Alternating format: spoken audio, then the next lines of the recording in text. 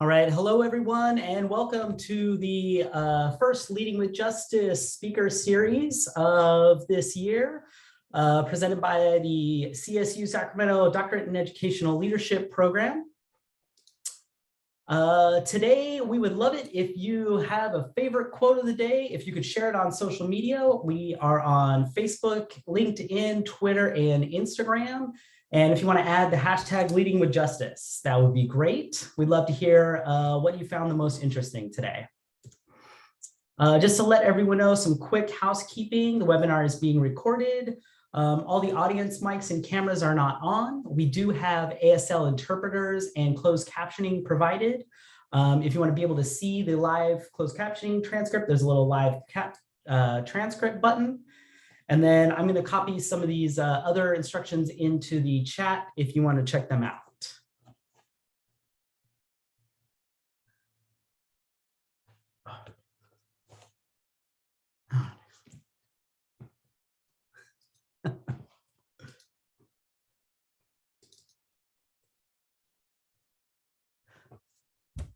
We are going to be using the chat for sharing with the audience, asking technical questions, sharing quotes, and just any general inspiration.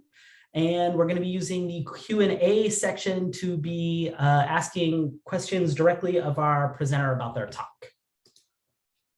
And now, because there's probably a lot of us from different places, we'd love if you could take a moment to share your name, your location, and maybe your job title or organization.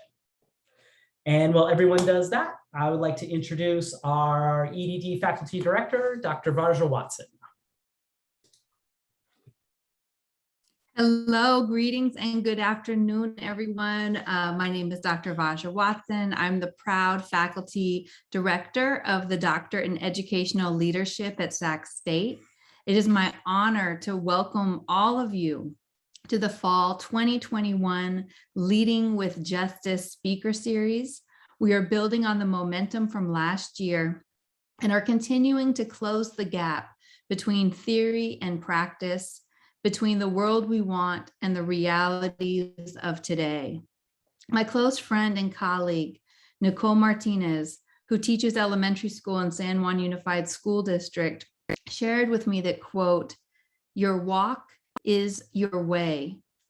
Your walk is your way." Each of the scholars, school practitioners, and community organizers who were selected for this series embody this notion of walking with justice in their lives. It is a privilege to learn and build alongside them.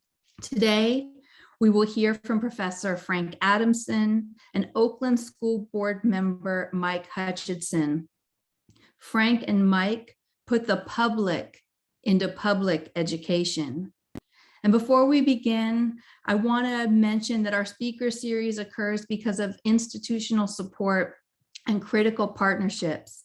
A special thank you to the Sac State College of Education, SMUD, the Sacramento Kings, Fresno State's EDD program, and last but not least, Sacramento Area Youth Speaks Says, a local literary arts movement that supports students as the authors of their own lives and agents of change. To help us get started this afternoon, we have a special Says Poet mentor educator with us.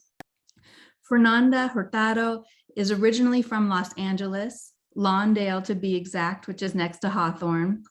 She is currently a third year at UC Davis, majoring in political science and community and regional development.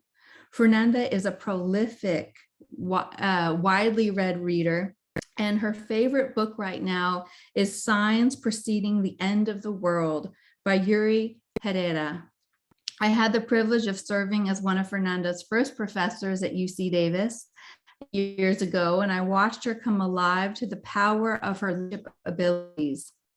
She's been using the stage as a teaching tool, and she also works with Says in Sacramento schools. Let's welcome her now.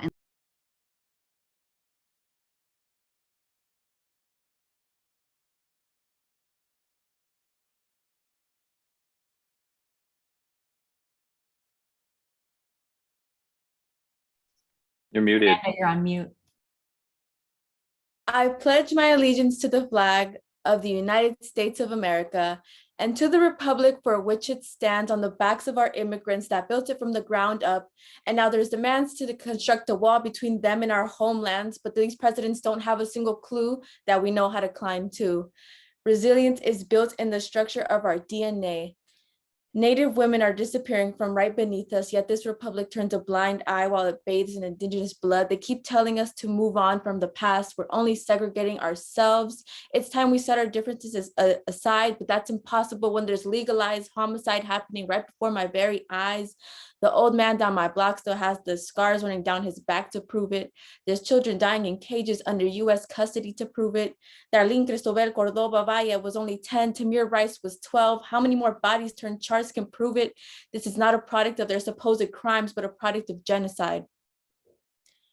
One nation that not only terrorizes domestically, but reaches beyond these fabricated borders, one that violates our mother nature and her daughters and her daughters' daughters, one that searches for peace abroad through the scope of a sniper, replacing the stars in the sky with ammunition.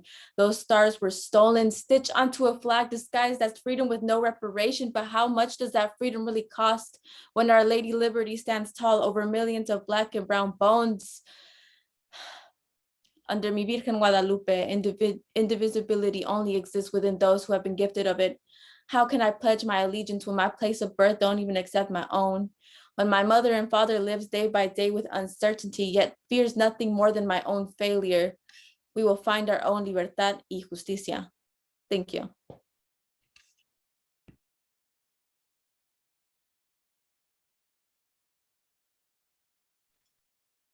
Wow. Thank you so much for that. That is powerful. That brings to mind so many topics that we should be talking about right now. And we will get there via education today. It's my pleasure today. First of all, my name is Frank Adamson. As Dr. Watson mentioned, I'm an assistant professor in the EDD program. And it's my distinct pleasure today to welcome Mike Hutchinson. He's the District 5 Director of the Oakland Unified School District Board of Education. And Mike is Oakland born and bred. He's part of the community. Both of his parents, his mother was a teacher and active in the Oakland Education Association for 40 years. His father was an instructor at Laney College for over 20 years. And Mike has been working heavily in education in Oakland for the past 10 years. He increased his civic engagement when 2 of the schools that he was working at were being closed by the school board. And since then, he's gone to nearly every OUSD school board meeting. He co-founded the Oakland Public Education Network, became a founding member of the National Journey for Justice Alliance, a Black and brown-led organization in over 30 cities. And in 2020, he succeeded in his election campaign for Oakland School Board, despite facing a large difference in funding, with the opposition primarily financed by billionaire charter advocates, including Michael Bloomberg and Reed Hastings.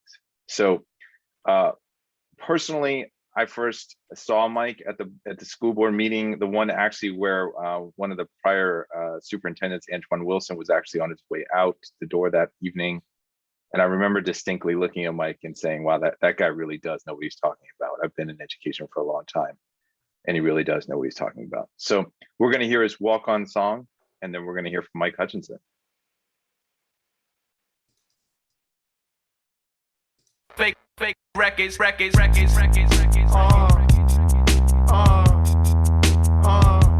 2 1 2 1 2 my dog 2 1 2. It's bigger than hip hop. It's bigger than hip hop.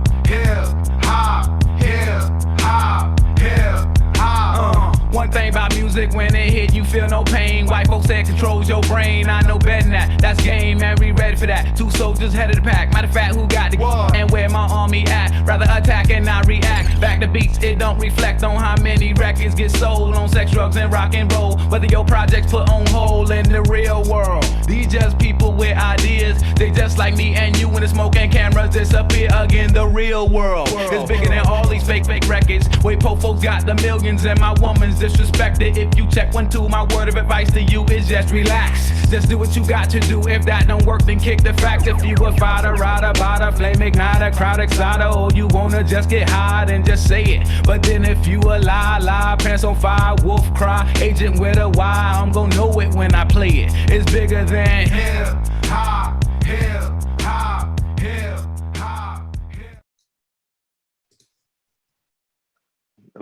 Love the musical interlude too. That's a great introduction. Welcome, Mike, to Sac State and to our EDD program and to our Leadership with Justice series. Thank you. Sure. So let's go back a little bit. I mean, the official title of the talk is Activist to Organizer to Elected Official on Oakland School Board. And unlike some titles, I think that's actually meaningful. So let's start there. You know, how did these school closures that were happening in Oakland really lead you to becoming or increasing your role as an activist?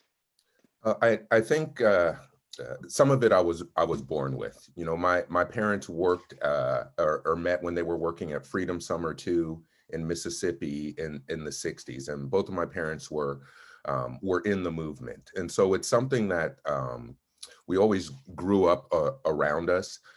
But for me, before even activists, I'm an educator. I work with youth, and I was very happy doing that, serving my community for almost 20 years until Oakland experienced our mass school closures.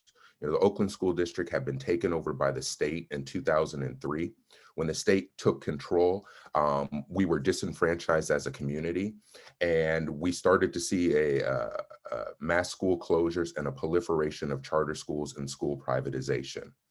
When we got to 2011, 2012, we had started to regain local control, but that was when our elected school board started to engage in their version of school closures and privatization. And so two of the 5 schools that were closed that year were schools I had worked at for over a decade. And what we did is when our schools were threatened, when we were threatened with closure at the end of the year, we started to organize. At that point, we didn't realize that we were organizing. We just tried to get people together and get the information out. And for me personally, I organized my first meeting at the school I was working at, Santa Fe Elementary, which as a side note was 2 blocks away from the founding intersection of the Black Panther Party. And so this was a historic school site for us in Oakland that had a lot of extra meaning.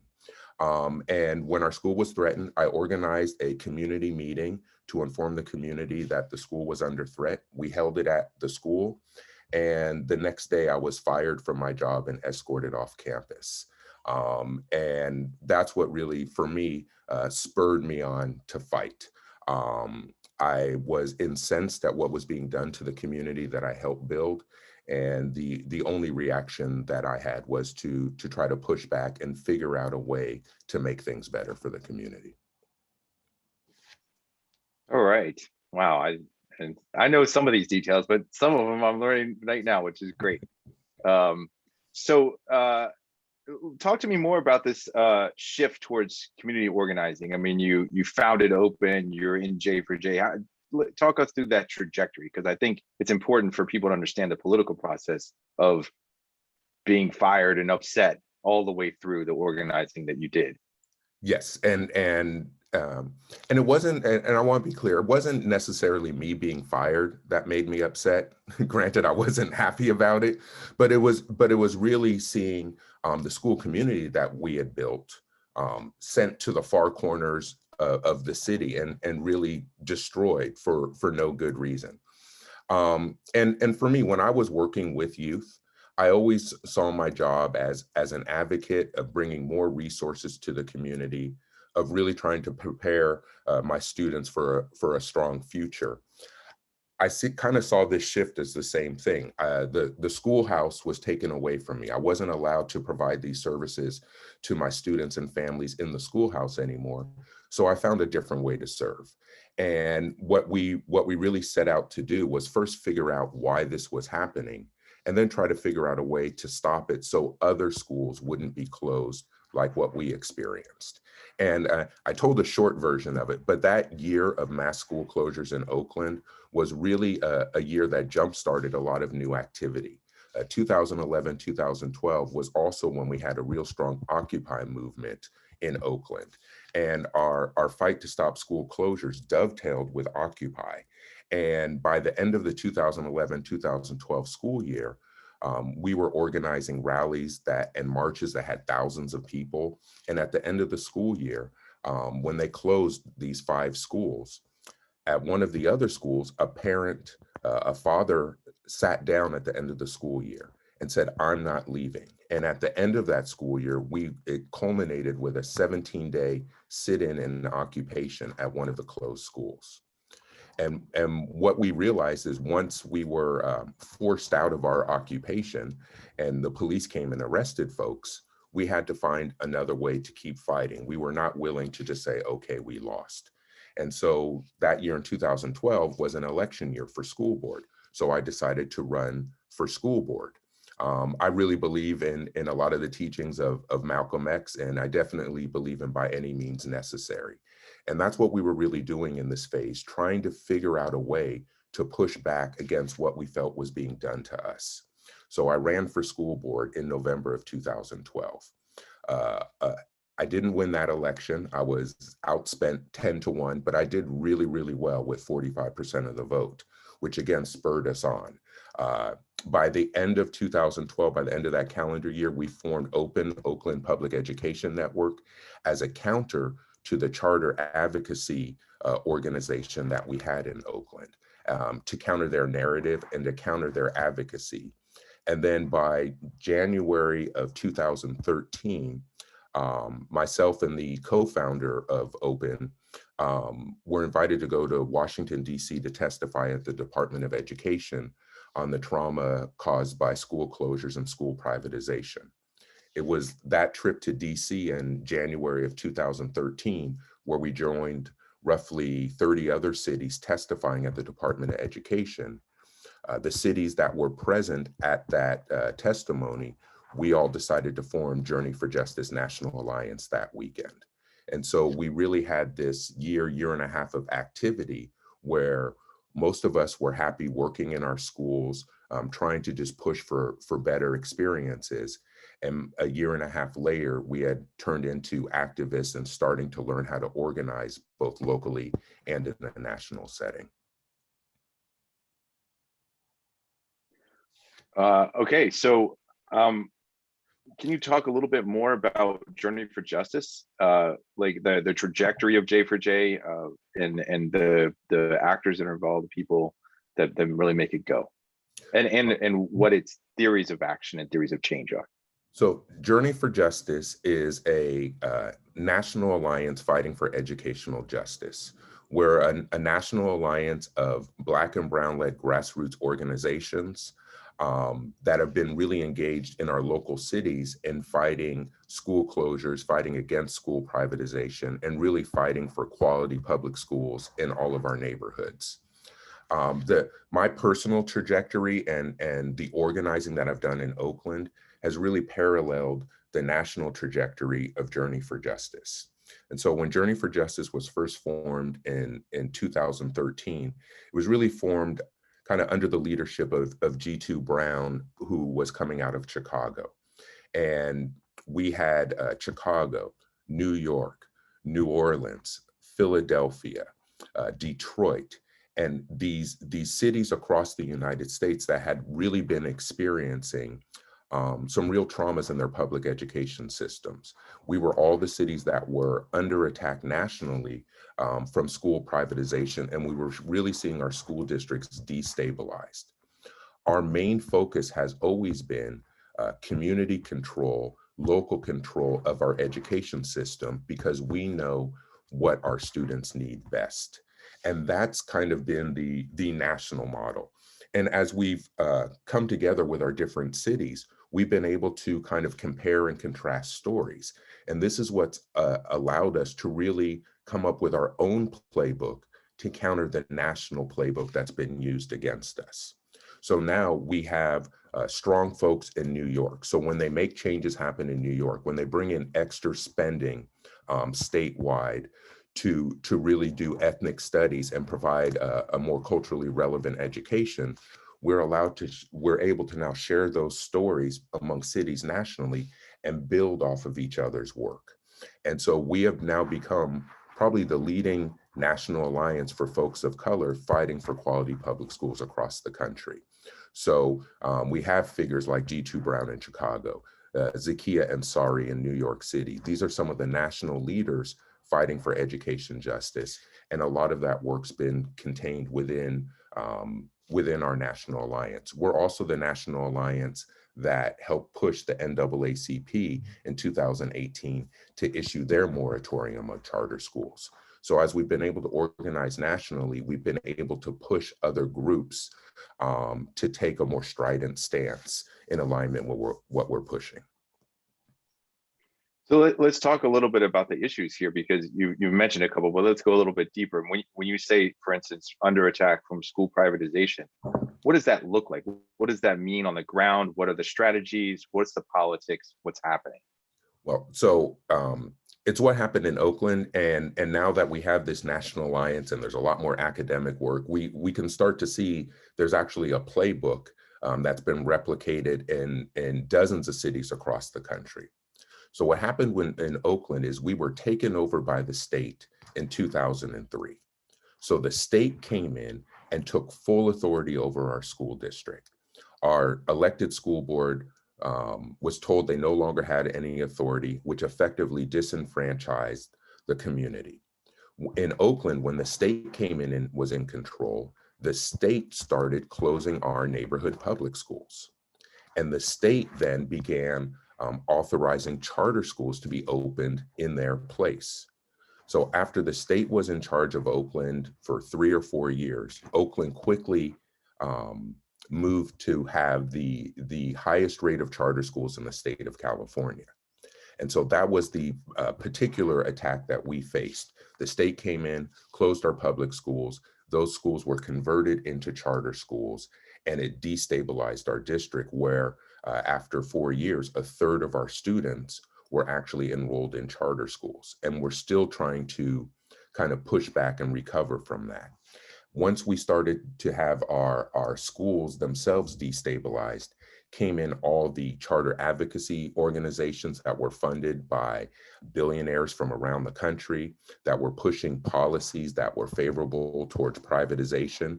And it kind of put our district into a death spiral. The same thing has happened in some of the other cities that I mentioned.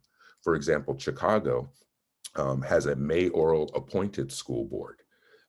So they don't get to democratically elect their school board members. And the same thing has happened there, where their schools have been closed and replaced with charter schools, privatization. Same things happened in Detroit, where they were taken over because of Michigan's takeover law, which is basically the same law that led to the water crisis in Flint. And so in a macro sense, what's happened is there's been an unholy alliance between people who do not believe in public education and along with people who see how much they can profit off of public education. And these forces have really led to large-scale privatization, which has taken a profit margin off the backs of our public schools and put us in even a more difficult situation. For us in Oakland and even in Journey for Justice, what we've learned is that this is about who has the power to make these decisions. And the only way, as G2 Brown always says, the only way to beat money power is with people power. And so for 5 years, we have been explicitly trying to organize bases of the community to counter the overwhelming influence that these outside dollars have in our elections and informing policy. Great. So we're going to get to that part, but before we go there, what can you speak a little bit about what the impact is of losing a third of your students, right? And who gets left behind? Because I think that's one of the major critiques. So how does it look in Oakland? Well, and so whenever we inject capitalism into our education system, the first thing that it produces is winners and losers. And so just this whole larger setup where we rate schools of who's a winner, who's a loser. And if you are rated as a loser, you go through these draconian protocols where you are threatened with closure or your school is converted. That only happens in certain communities.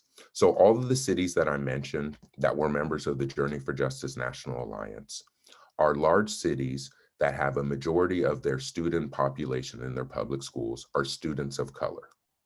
And so these are not, white affluent education systems are not subjected to takeovers and privatization. This is only done in certain communities. And what it's really produced in Oakland, as you can imagine, if you lose a third of your students, the first thing that it produces is a narrowing of curriculum and services, because we are now told we don't have the number of students to sustain a full wide range of programs. And so we start seeing a narrowing of the curriculum.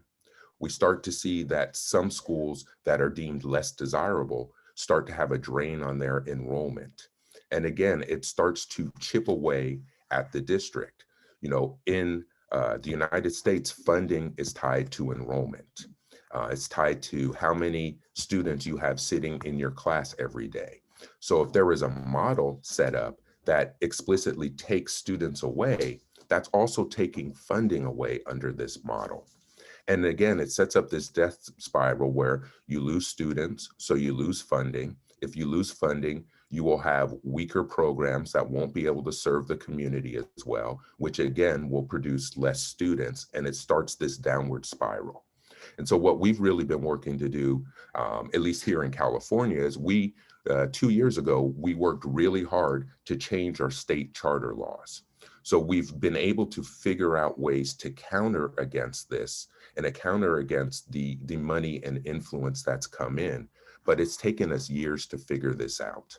And so when we hear districts that we're being told we have financial crisis, we're being told that we have declining enrollment, all of these things are what happens when you inject privatization into your education system.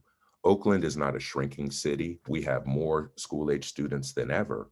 So it is these artificial forces and factors that really produce these real issues that now we have to address. And it makes it hard because we cannot address declining enrollment unless we're going to address the large number of our schools that are being privatized. Just very quickly, you talked about the macro level US targeting of urban populations of color. Can you talk about how that is distributed within Oakland for a second? Mm-hmm. So in Oakland, we have Interstate 580, which kind of runs through the heart of Oakland. Above the freeway, we have the hills. Below the freeway, we have the flatlands. Traditionally in Oakland, it has always been more expensive to live in the hills. Those schools have more resources and the families that live there have more privilege. Whereas below the freeway and what we call the flatlands, it hasn't been that way. So as our schools began to be privatized in Oakland, and we reached a peak of, I think, 46 charter schools, 43 of those charter schools were placed below the freeway in low-income communities of color. And so we have not seen school privatization in our privileged neighborhoods. It has only been experienced in low-income communities of color, which in effect has created almost a two-tier system in Oakland, where in the hills we have fully resourced public schools that are then supported by PTAs that raise $200,000 to $300,000 a year on top of their funding. And then we have below the freeway, large parts of Oakland that have no public elementary school. So families only option is one of our charter schools. And again, it is exacerbated problems that already exist. And we can see this nationally also. The cities that have the highest rates of school privatization nationally are cities with very high populations in their schools of Black and brown students. And there we can see this across the country. And if I'm going to be not as nice, there is a paternalistic nature to this, where in Oakland, there was always the undercurrent that those people in Oakland don't know how to run their own schools. So we're going to come in and take it over for them. You know, we have these AstroTurf charter advocacy groups coming in, and it's kind of the same thing. Oh, you poor people in Oakland don't know what you're doing. We'll come and help organize you and show you the best way forward. And that's really been a lot of the tension. It's really hard in a city like Oakland, where we have never had enough resources. Then you see the shiny new thing coming in with lots of resources. A lot of people are swept away by that. And so as we organized Open and I organized my school board campaigns, one of the things we were really aware of was really trying to fight a narrative battle. And so we were using hashtags. For example, charter schools are not public schools, no cuts, no closures. And we were really engaged in this battle because in the end, what this was all about for us was figuring out a way to have 51% of the community supporting our positions, because that's how we could win going forward. And so within all of this, once we dissected some of the problems and we felt like we had an understanding, it was really about sharing this narrative with the community and organizing around the principles of public education, and that we need to defend our traditional public schools against this attack that's coming from the outside. And so for years, we would talk about how our schools were under attack, and it was always framed as an attack from outside. Folks in Oakland, so here's the other counterpart that we don't talk about as much, is there's never been a movement in Oakland, or that I've heard of in these other cities, from the community saying, we want you to close our schools. That doesn't exist. What the community says is, we want our schools to be high quality. We want our schools to be the kind of schools that our students deserve. We want our schools to be improved. And what happened is, as we've in the community been complaining that our schools are not good enough, charter advocates were able to inject their solution to that. So they would say, oh, your school's not good enough, go start your own charter. But that was not a solution that was ever going to work for us here. And so they get us because they are able to diagnose the problem that we can all see. It's just we need to be much more discerning with the solutions that we decide to implement. And I just want to pause here because some of my work, a lot of my work as a researcher, is to really lift up the community issues that Mike and others are bringing with. And so I don't even know if you know, Mike, but I published a piece that has a heat map of the United States and literally shows the targeting of all of the different communities. And then we dug in particular in 6 different communities, and Oakland was one of them, and found that there is a statistical significant difference at a minimum for special education students, who are the ones that are the most expensive to educate, and they probably perform the worst on standardized tests, which are the metric that we judge schools by. And then you end up getting this segregative effect. Yeah. And that's also what we found in New Orleans as well. So as a little, some of the research impacts. Yeah. As a little side note, kind of, one of the impacts was because, yes, charter schools were able to largely take the cream off the top in their own version of that. Not only did we have a narrowing of curriculum, but then Oakland wound up with almost 1 in 6 of our students being identified as special education, because charters wouldn't take those students. So it also produced a much higher concentration of students with higher needs who are left behind in the school district. And so these are the things that we're really trying to find our way out of now, as we're starting to check and turn the tide on charter schools. And I just really want to point out, because now we're looking at Oakland after roughly 20 years of these policies. So Oakland has also always been at the front of the wave. You know, we were one of the first cities taken over by the state. We had this large concentration of charter schools, which brought these charter advocacy groups like New Schools Venture Fund is based in Oakland. We have our local version with Great Oakland Public Schools. And so, you know, again, 20 years worth. So this happened in Oakland before what happened post-Katrina in New Orleans. So a lot of the people who went to destroy New Orleans public schools after Katrina, a lot of that work was developed in Oakland. And it's kind of the other part about Journey for Justice, as we learned about these national networks like Superintendents Trained by Eli Broad or the City Fund and some of these national funding streams for privatization, we've been able to start to counter that with our own ways nationally and develop our own playbook for how we actually push back. So let's talk about the more recent development. You know, you went from a community organizer to an elected school board official.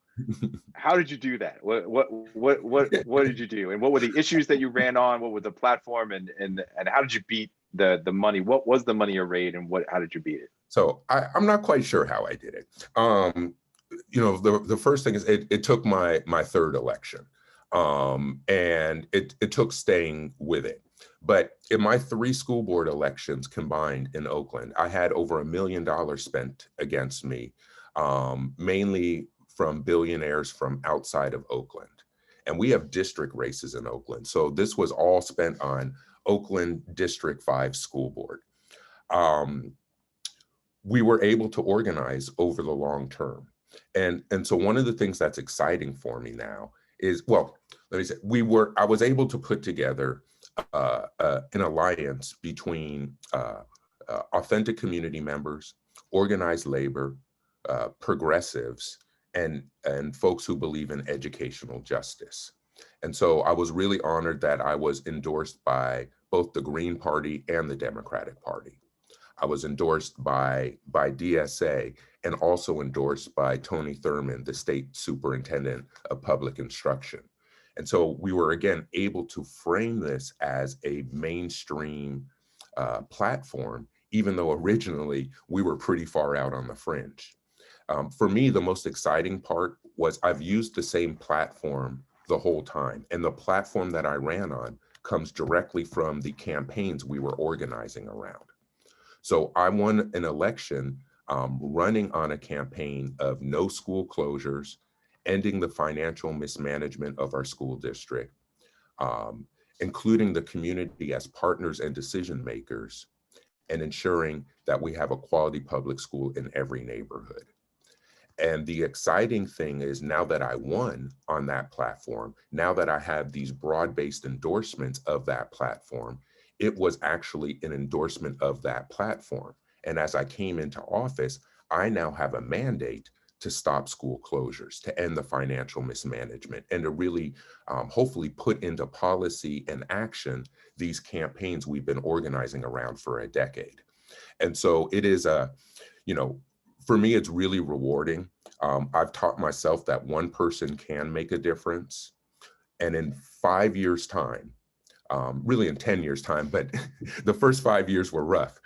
In 5 years' time, we went from people calling us crazy to our face to being elected into office, saying the same thing the whole time.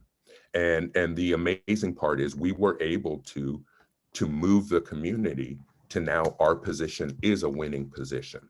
And we really expect to be able to capitalize and solidify these victories in our next election cycle next year, when there's 3 more school board seats up. I always leave it out. The real thing that we did last year wasn't just my election, but before my election, we have 7 school board members in Oakland. In 2020, 4 of the seats were up for election. What we did as a community is we drove those 4 school board members out of office, so none of the incumbents ran for re-election, which meant we had open seats to run for. That was the big lift that we pulled off. And that allowed me to win and 2 other people along with me who were explicitly campaigning to change the direction of the district. So there might be debates about how close the 3 of us were, but we really flipped 3 of the 4 school board seats. And so if we can flip 2 of the 3 seats next year, we will have a solid majority and be able to keep this going forward.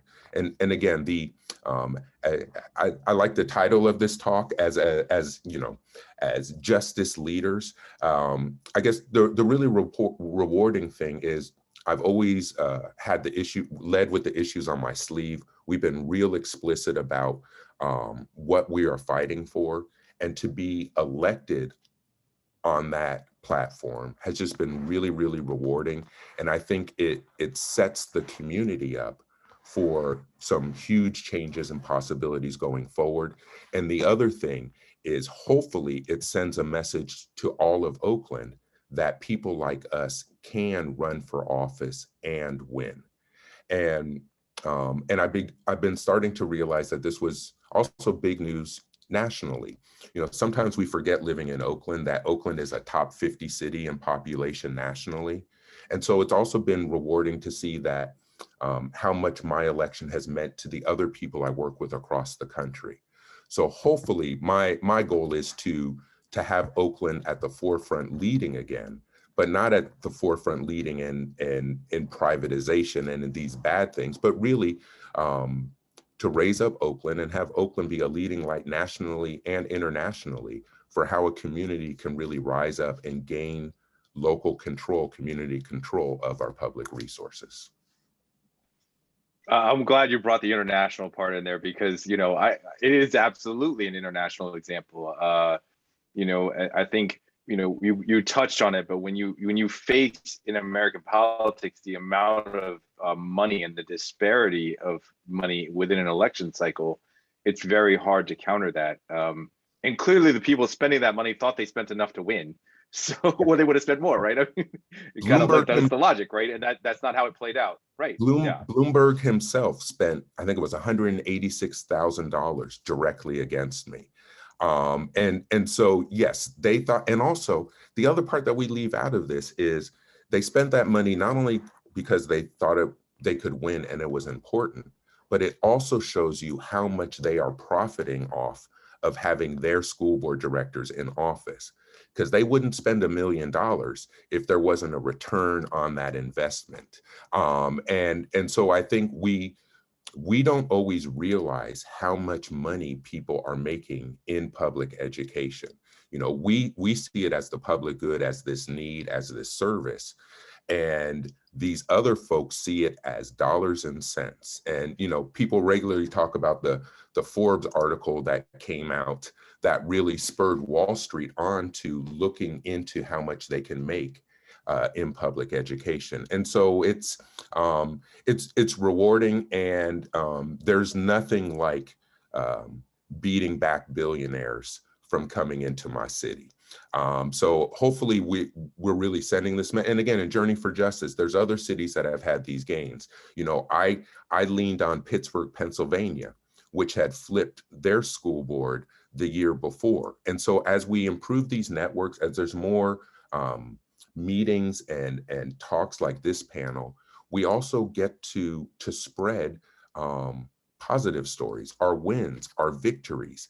And it's something that our side doesn't do well enough. We wallow in our defeats, but we don't tell our stories well enough, and we definitely don't celebrate our wins enough. And in Oakland, we're starting to rack up a series of wins where we're starting to get excited about the potential of turning the corner and really building up our school system again. Fantastic. I think we're right on time here for I mean, there are so many more questions, but I want to actually turn it to others to ask questions. So I am monitoring the chat box, and the Q&A really is where I'd love to see some questions. And in the interim, we do have 2 questions from Dr. Watson. So she is asking, a lot of the conversation is about different types of charters, right? So there was a lot of different types of charters. There's, you know, folks that come in with a corporate backing and the national organizations, and then there's your grassroots charters that are started by, you know, everyday folks on the block. So can you talk about how the difference in those and how that's played out? You know, like the ones with Cesar Cruz, Jeff Duncan Andrade, those types of things, and how that gets navigated in Oakland's context. Well, Jeff Duncan Andrade's charter school, Roses from Concrete, no longer exists. It's been closed down. And so in Oakland, we don't really have distinctions between the different kinds of charter schools. That's one of the narrative battles that we've largely won. We have public schools and we have charter schools. And what's happened in Oakland and with the California charter law is if a local school district says no to a charter, then that charter can appeal the decision to the county.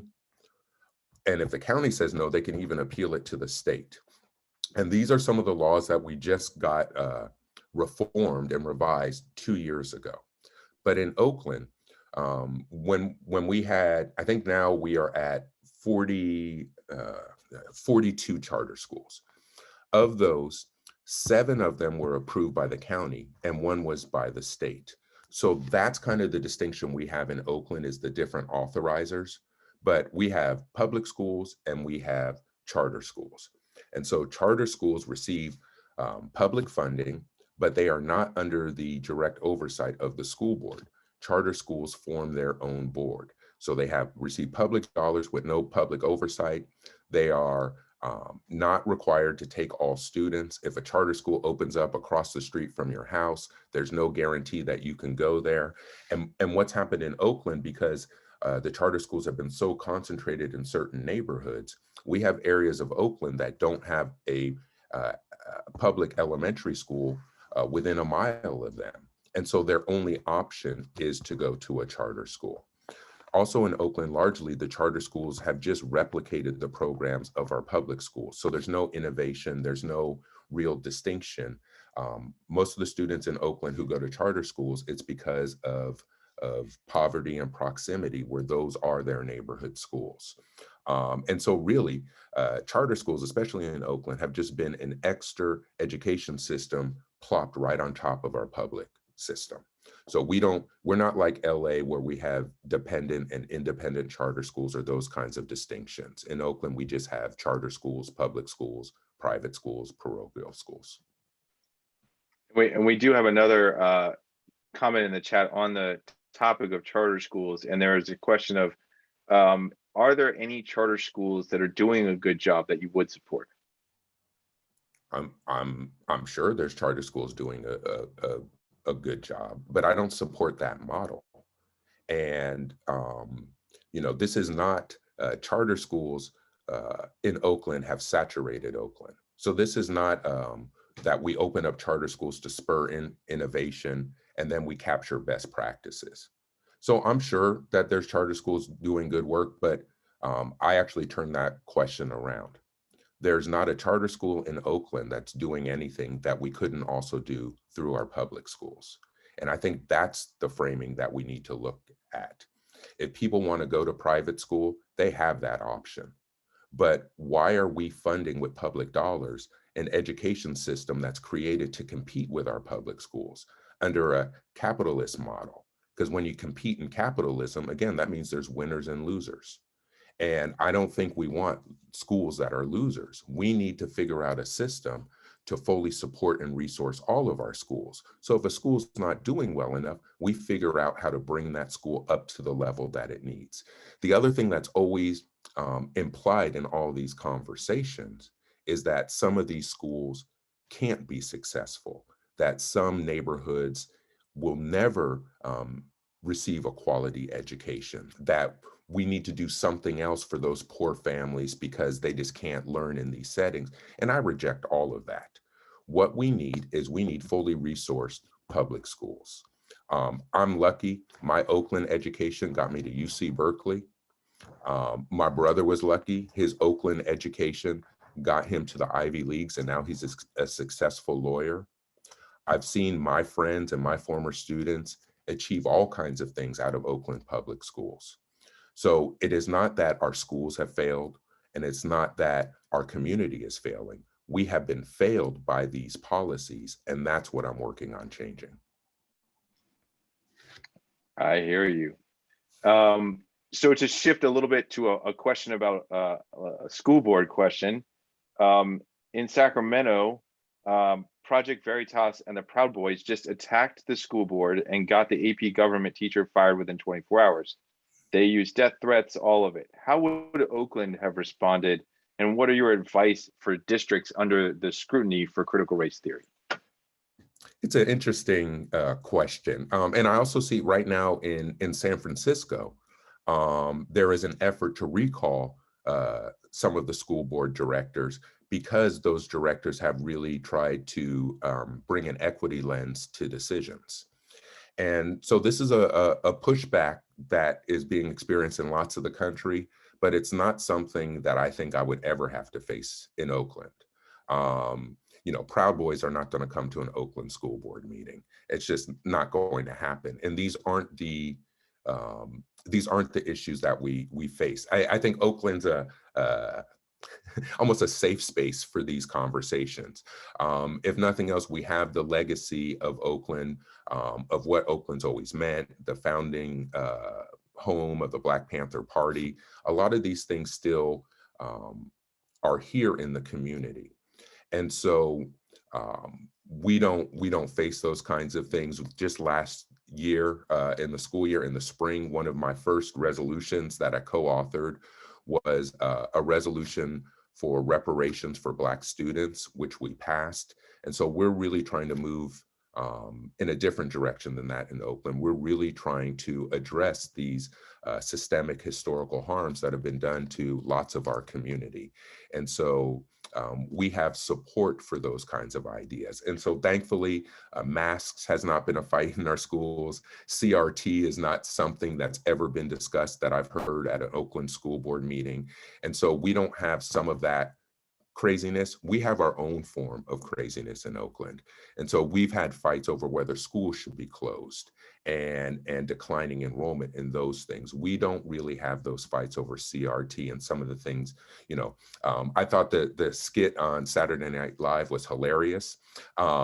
Thankfully, we don't have to face those comments specifically. We just have our own version of our craziness here in Oakland.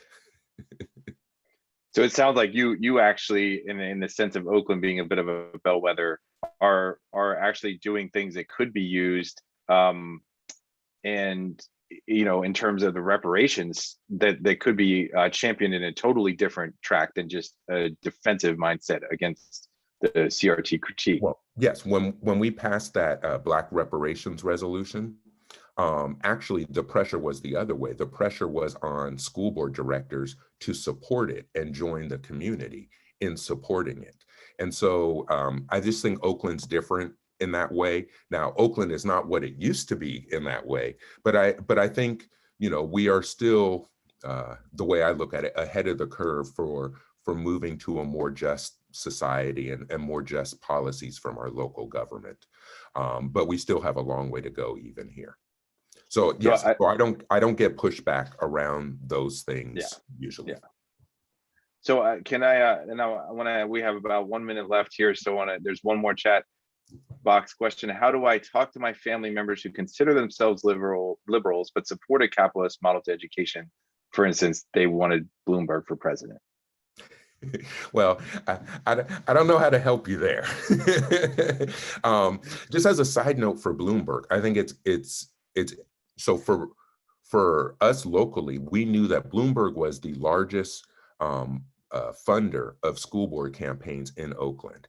And so he was a direct target of our organizing for our group here, Oakland Public Education Network. Also nationally, Journey for Justice National Alliance decided to target Bloomberg nationally leading up to the elections. He was the person that we feared the most, gaining the Democratic presidential nomination.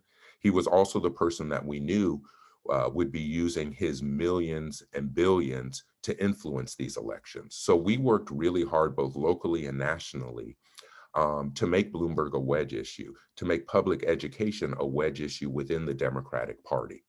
And we've been really successful here locally with our local Democratic Party that used to really support charter schools and a lot of these neoliberal policies. And after years of work, we've put wedges in that local Democratic Party where I was able to get the Democratic Party endorsement, even though the highest elected Democratic officials were not endorsing me and were endorsing my opponent. And so again, I just recommend talking to folks about it. We try to point out the difference. And my New Year's resolution for the last 2 years has been, like Malcolm talked about, trying to be the clean glass of water. So I have learned not to rattle off all the reasons why things are bad, or to talk about all the reasons why charter schools don't work. I try to talk about the positive sides of the issues that we're pushing.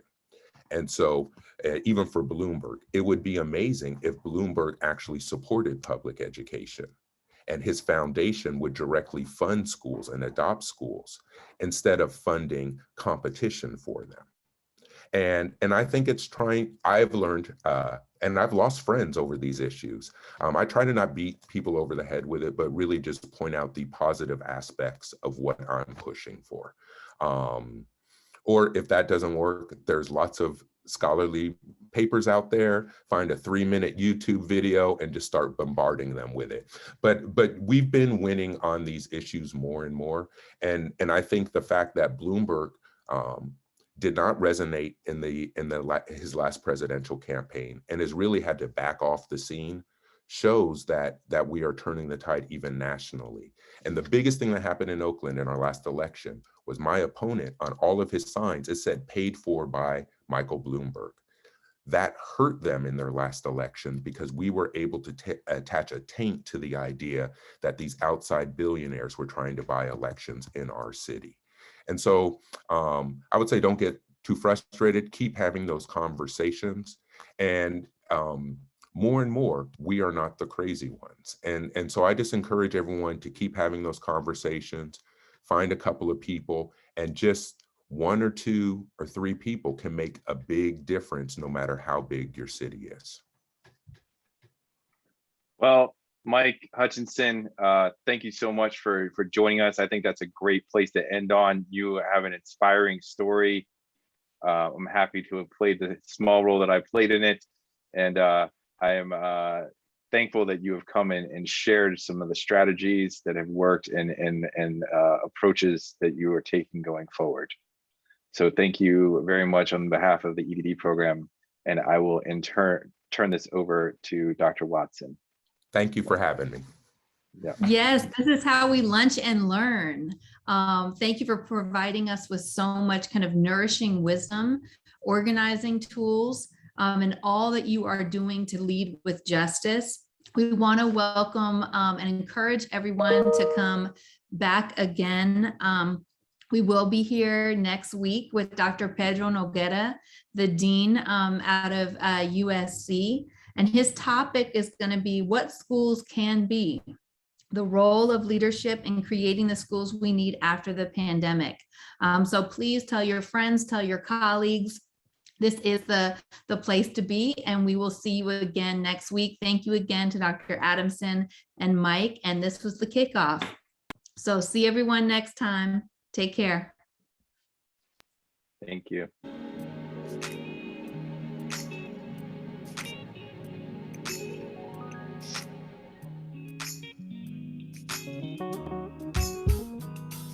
Wake up, everybody, no more sleeping in bed. No more backward thinking, time for thinking ahead. The world has changed so very much from what it used to be. There is so much hatred, war and poverty. Oh, yeah, yeah. Wake up all the teachers, time to teach a new way.